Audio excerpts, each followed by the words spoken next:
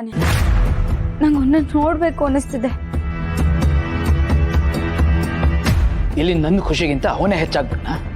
ನನ್ನ ಬಗ್ಗೆ ಇವ್ರಿಗೆ ಕೇರೇ ಇಲ್ವಾ? ನೋಡಿ ಚಿನ್ನು ಮರಿ, ನಿಮ್ಮ ಕಷ್ಟ ನನಗೆ ಅರ್ಥ ಆಗ್ತಿದೆ. ಮನೆ ಮಗನ ಹೊರಗೆ ಕಳಿಸಿರೋದು ತಪ್ಪೇನೆ.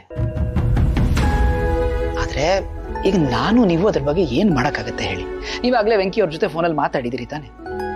ಅವರೇ ಧೈರ್ಯವಾಗಿದ್ದಾರೆ, ನೀವ್ಯಾಕೆ ಧೃತಿಗೆಡ್ತಾ ಇದ್ದೀರಿ? ರೀ, ಅವನು ನನ್ನ ಸಮಾಧಾನಕ್ಕೆ ನಗ್ನಗ್ತಾ ಮಾತಾಡ್ದ ಅಷ್ಟೇ. ಆದ್ರೆ ಅವ್ನ ಕಣ್ಣು ನೋಡಿದ್ರೇ ಗೊತ್ತಾಗ್ತಿತ್ತು ಅವನು ಎಷ್ಟು ದುಃಖದಲ್ಲಿದ್ದಾನೆ ಅಂತ. ನನ್ನನ್ನ ಅಪ್ಪ ಅಮ್ಮ ಅಕ್ಕನ್ನ ಅವನು ತುಂಬಾನೇ ಹಚ್ಕೊಂಡಿದ್ದಾನೆ.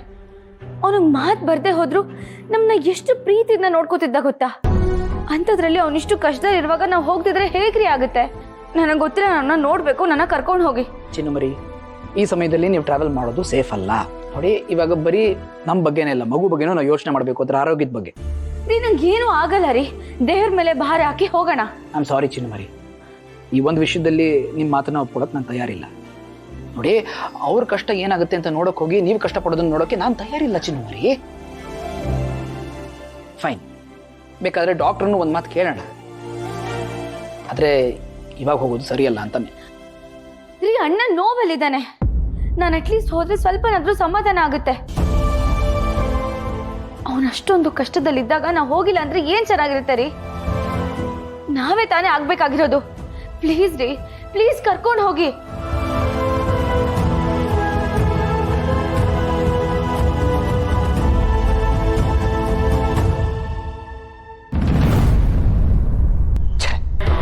ನನ್ನ ನೆಮ್ಮದಿನೇ ಹಾಳು ಮಾಡಬೇಕು ಅಂತಿದ್ದಾರೆ ಅನ್ಸುತ್ತೆ ಇವ್ರ ಮನೆಯವರೆಲ್ಲ. ಅಲ್ಲ, ಇವರಿಂದ ಚಿನ್ನು ಮರನ್ನ ಹೇಗಾದ್ರೂ ದೂರ ಇಡೋಣ ಅಂತ ಟ್ರೈ ಮಾಡ್ತಾನೆ ಇದ್ದೀನಿ, ಆಗ್ತಾನೆ ಇಲ್ವಲ್ಲ. ಹೇಗಿಡೋದು?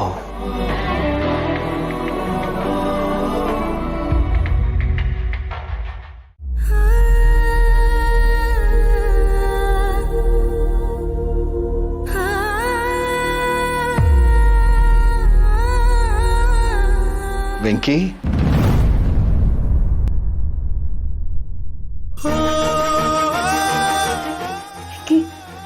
ಮಾವ,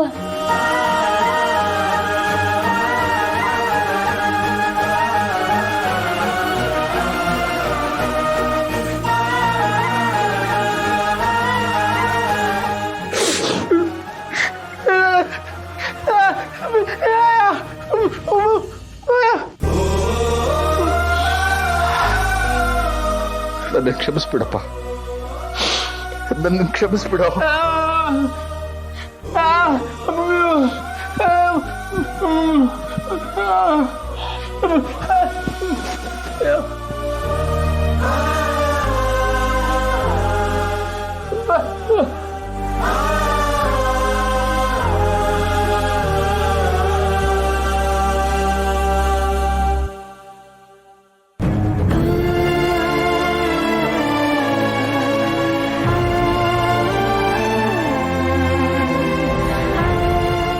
ವೆಂಕಿ, ಚಲ್ವಿ, ನಾನು ತಪ್ಪು ಮಾಡಿಬಿಟ್ಟೆ ಅಮ್ಮ. ಸಂತು ಹಂಗ ಬಾಯಿಗೆ ಬಂದಂಗೆ ನಿಮಗೆ ಬೈದು ಮನೆಯಿಂದ ಆಚೆ ಹಾಕುವಾಗ ನಾನೇನು ಮಾಡೋಕ್ಕಾಗಲಿಲ್ಲ. ಅಪ್ಪನಾಗಿ ನನ್ನ ಕರ್ತವ್ಯ ನಿಭಾಯಿಸಲಿಲ್ಲ.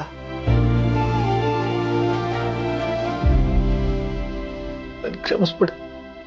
ಅಯ್ಯೋ ಮಾವ, ಹಂಗೆಲ್ಲ ಹೇಳ್ಬೇಡಿ. ಇದ್ರ ನಿಮ್ದೇನೂ ತಪ್ಪಿಲ್ಲ. ನಾವಿಬ್ರು ಮನೆಯಿಂದ ಹೊರಗೆ ಬಂದಿರ್ಬೋದು, ಆದ್ರೆ ನೀವು ಮನಸ್ನಾಗಿದ್ದೀವಿ. ನಮ್ ಯಾಕೆ ನಿನ್ ಪ್ರೀತಿ ಐತೆ, ನಮ್ಗಷ್ಟೇ ಸಾಕು. ಹೌದು ಬೀಗ್ರೆ, ನಿಮ್ ಒಳ್ಳೆತನ ಎಂತದು ಅಂತ ನನಗೆ ಚೆನ್ನಾಗಿ ಗೊತ್ತದೆ. ನೋಡಿ, ಒಳ್ಳೆಯವ್ರಿಗೇನೆ ಪರೀಕ್ಷೆ ಜಾಸ್ತಿ. ಪರೀಕ್ಷೆಯಲ್ಲಿ ಇವತ್ತು ಸೋತಿರ್ಬೋದು, ಆದ್ರೆ ಮುಂದೊಂದಿನ ಗೆದ್ದೇ ಗೆಲ್ತೀರ. ಮತ್ತೆ ನೀವೆಲ್ಲ ಒಂದಾಗ್ತೀರಾ ಅನ್ನೋ ನಂಬಿಕೆ ನನ್ಗದೆ. ಯೋಚನೆ ಮಾಡಬೇಡಿ ಬಿಗ್ರೆ.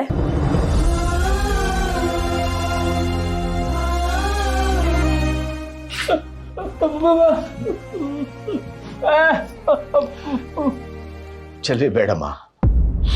ನಾನು ಮನೆಯಿಂದ ಬರ್ತಾ ಮಾಡ್ಕೊ ಬಂದೆ.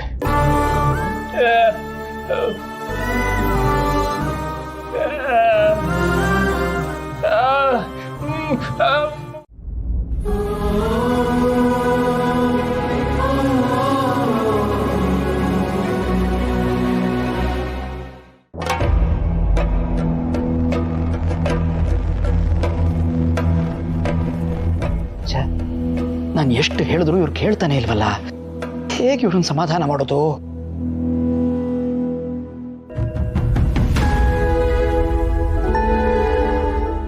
ಚಿನ್ನು ಮರಿ, ನೋಡಿ ನೀವು ಹೀಗೆ ಅಳ್ತಿದ್ರೆ ಮಗುಗೆ ತೊಂದರೆ ಆಗತ್ತಪ್ಪ. ಇಲ್ಲ ರೀ, ನೀವು ಏನೇ ಹೇಳಿದ್ರು ನಂಗೆ ಗಂಟ ನೋಡೋ ತನಕ ಸಮಾಧಾನ ಇಲ್ಲ. ನೋಡಿ ನಿಮ್ಮ ಮಾತನ್ನೇ ಒಪ್ಕೊಳ್ಳೋಣ, ಓಕೆ? ಈಗಿಂದೀಗಲೇ ಹೊರಡಕ್ಕಂತೂ ಆಗಲ್ಲ ತಾನೆ.